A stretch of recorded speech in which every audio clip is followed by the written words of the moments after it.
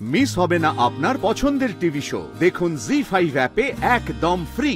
টুম্পা, এই যে এত লম্বা গ্যাপ, এই সময়টা কেমন কাটলো? বাড়িতে ফ্যামিলির সঙ্গে থাকলে যেটা হয় আর কি, সবাইকে নিয়ে মজা করে আনন্দ করে মাঝে মাঝে একটু খারাপ লাগা একটু ভালো লাগা সেগুলোও ছিল, কিন্তু এই গ্যাপটা আমি খুব এনজয় করেছি। কারণ কাজে থাকলে যা হয়, ফ্যামিলিকে তো একদমই আমরা সময় একদমই দিতে পারি না।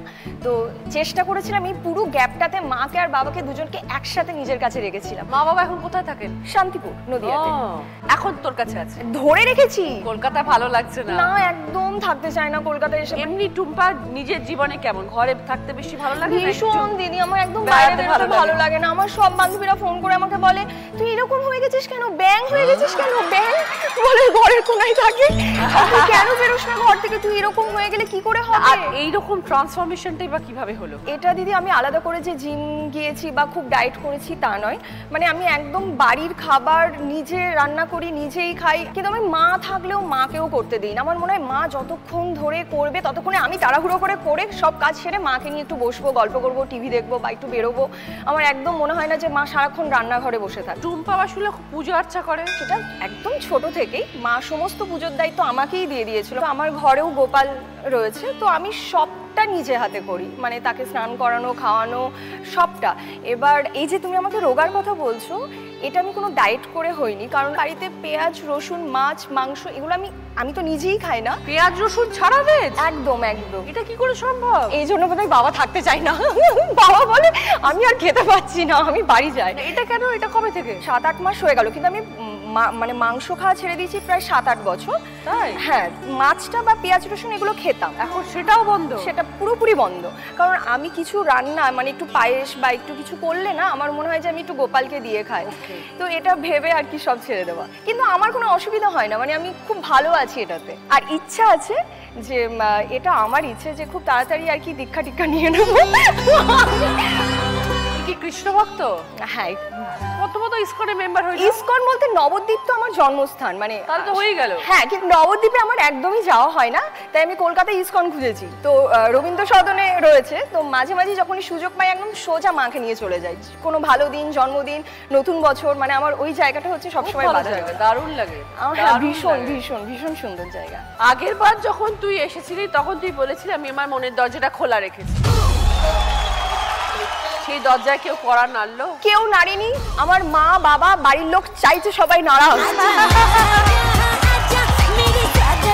কিন্তু আমার ভীষণ ভয় এই ব্যাপারটাতে। ভয়ের থেকেও বিশ্বাস কর, তোর এখন আরেকটা প্রবলেম হচ্ছে, তুই খাবারের জিনিস। এক্স্যাক্টলি তাই। আমাকে এটা বলে, তুই না বাইরে কোথাও গিয়ে কাউকে খুঁজিস না, তুই খুঁজবি কোনো মন্দিরে গেছিস, কোথাও গেছিস, সেখানে দেখবি কোনো ছেলে আছে কিনা, ওই তোলে ভালো হয়।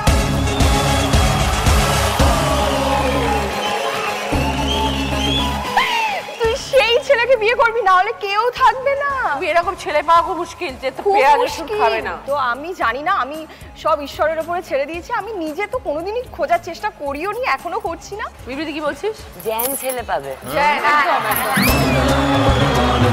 কাউকে না কাউকে ঠিক পেয়ে যাবি, সে তো জানি, কিন্তু এই ছেলে খুঁজবো কি করে? আমি ছেলে তো প্রচুর দেখি, এবার কাকে বুঝবো যে এই নিরামিষ খায়? তুমি রাজস্থান চলে যাও। রাজস্থানি, মারওয়াড়ি, গুজরাটি পুরোহিত। আমি বলছি দিদি, এরপরে 10 বছর পরেও যখন এখানে আসবো তুমি দেখবে আমি সিঙ্গেলই রয়েছি। কেন? এই রিজন একই হয়ে থাকবে।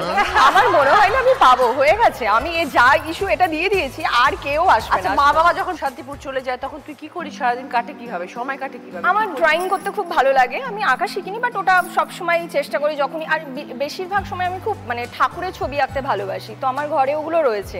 মা বলে এত ছবি আঁকছি সেগুলো তো নষ্ট হয়ে যাবে। আর আমার নিজের ঘর হোক, তখন আমি সব এগুলোকে সাজাবো। এখন সব সুন্দর করে সব রাখা থাক। তো ছবি আঁকতে ভালোবাসি। ডান্স তো আমার ছোট থেকেই ওটা, তো ওটা প্র্যাকটিসের মধ্যেই থাকি।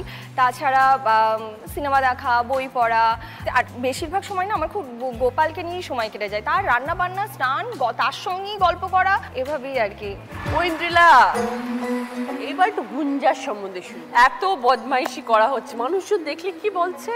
আমার কাছে সোশ্যাল মিডিয়াতে প্রচুর ভিডিওস আসে, ধরো কোনো ঠাম্মা এরকম দেখছে, ভীষণ আর কি ওটার মধ্যে একদম ঢুকে গেছে, বলছে একে মর, বার কর। বুঝতে পারছে না ছেলেটা যে ওর জীবন নষ্ট করে দেবে। এই ফোনে কথা বললো বলে এর জীবন নষ্ট করতে, মানে এরকম গুঞ্জা করেছে যে বিয়ে ঠিক, সমস্ত কিছু, বাড়িতে বর চলে এসেছে বিয়ে করতে, তখন পালিয়ে গেছে। তার মানে তোর হবু বরের বাড়িতে কেউ দেখে না তোর এই সিরিয়াল? প্রথম দিন আমাকে ওই মানে আন্টির সাথে কথা বলিয়েছে ফোনে, অ্যান্ড এরকম হয়েছে যে আমাকে বলছে তোমাকে না আলো ছায়ায় দেখেছিলাম, তুমি খুব ভালো অভিনয় করো, কিন্তু বাবা কি দুষ্টু কি দজ্জাল। আমি বলছি না না, এটা আমাকে অভিনয় করতে হয়, মানে যেমন তুমি বললে ভালো অভিনয় করি, ওটা অভিনয় করেছি বলে ভাল লেগেছে, ওরকম কিন্তু আমি রিয়েল লাইফে নই।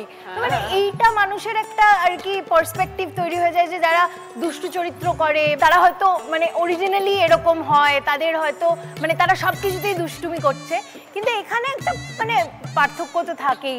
ঐন্দ্রিলা এবং যে বাকি চরিত্রগুলো আমি প্লে করেছি তার মধ্যে তো অবশ্যই পার্থক্য রয়েছে, এইগুলো আর কি হয়। এই যে মনের মানুষের কথা শুনছি আমরা, কি করে পাওয়া গেল তাকে? আমার ওই কমন ফ্রেন্ডের ফ্রেন্ড, তো সেখান থেকে পরিচয়ে কথাবার্তা হচ্ছে, আমাদের এখনো দেখা হয়নি বাই দ্য ওয়ে।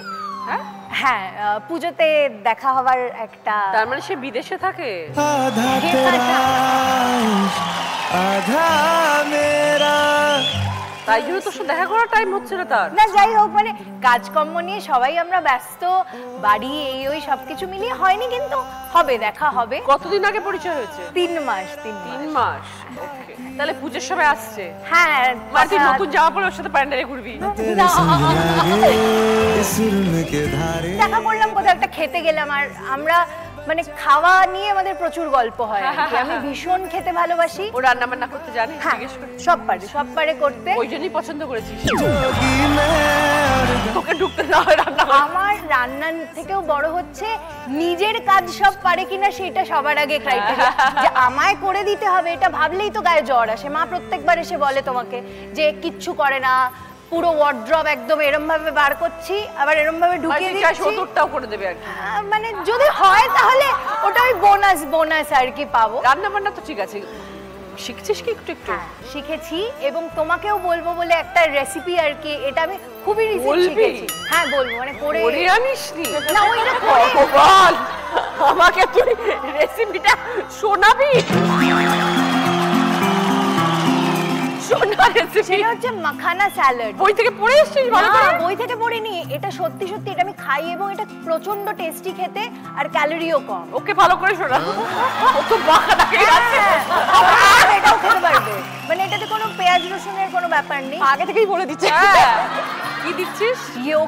ইয়োগার্টটাকে একটু ভালো করে ফেটিয়ে নিতে হবে, তার মধ্যে জিরে টিরে দিয়ে যে ভাজা মশলাটা বাড়িতে তৈরি করে ওই ভাজা মশলাটা আর জাগরি পাউডার, এই তিনটে দিয়ে ভালো করে একটু ফেটিয়ে নিতে হবে, দিয়ে মাখানাটাকে ড্রাই রোস্ট করতে হবে। নরম হয়ে যাবে মাখনা তো? না, ন্যাতা হয়ে যাবে। একটু তাড়াতাড়ি খেতে হবে, মানে দিয়েই একদম খেতে হবে। দিয়েই খেতে হবে, ওটা খুবই টেস্টি খেতে। শুনে ডুব্বা ভালো করে। ওইটা ব্রেকফাস্ট হিসেবে আমার মনে হয় খুবই ভালো। দারুণ রান্না শিখেছিস তো। সেই কঠিন রান্না, দইটাকে ফেটিয়ে তার মধ্যে নুন গুড় দিয়ে মাখনাটাকে দেখো, একটু চেষ্টা করছি, একটু অ্যাপ্রিশিয়েট করো, এরকম করো না। প্রচুর ভালো টিপস দিয়েছে আজকে আমাদের রান্না। পুজোতে খুব ভালো করে ঘোরাঘুরি হোক, একে অপরকে ভালো করে চেনো, জানো, বোঝো। All the best. মুঞ্জা সবার মন জয় করুন। জি5 ডাউনলোড করুন আর সব এপিসোড দেখুন একদম ফ্রি।